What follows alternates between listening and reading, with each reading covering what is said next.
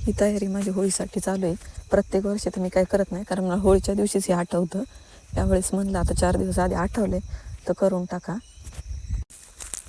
वीरा पण मला मदत करायला आली, कारण वेद आणि वीरा काय लांब नसतातच, माझ्यापासून 24 तास जवळच असतात.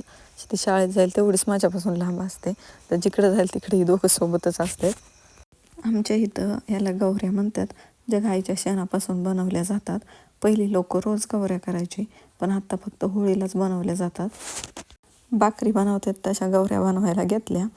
गौऱ्या 5च करायच्या होत्या, पण शिल्लक राहिलं, त्यामुळे मग बाकीच्या शेणाच्या पण गौऱ्या बनवून टाकल्या.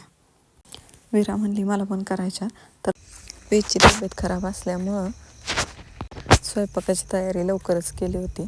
त्याला डाळ भात आवडतं म्हणून मी डाळ भातच बनवायला घेतला. मग मेथीची भाजी पण बनवायला घेतली. मग एवढं सगळं करता करता म्हणलं आता डाळ भात झालेलंच आहे, तर त्याच्यासाठी खायला पहिलं केलं पाहिजे, कारण त्याचं पोट भरलं म्हणजे मला बरं वाटतं. त्याचं जेवण झाल्यावर आम्ही पण जेवण करून घेतलं. नंतर त्याला औषध पाजलं आणि मग झोपायला घेऊन गेले. त्याला झोपून नंतर मग बाकीचं काम जरा राहिलं होतं किचनमधलं. भाजी वगैरे नीट करायची होती, कोथिंबीर नीट करून ठेवायची होती फ्रीजमध्ये, ती व्यवस्थित करून ठेवली. कारण कसं होतं, आजचं काम उद्या करायलाच लागतं नाही म्हणलं तरी.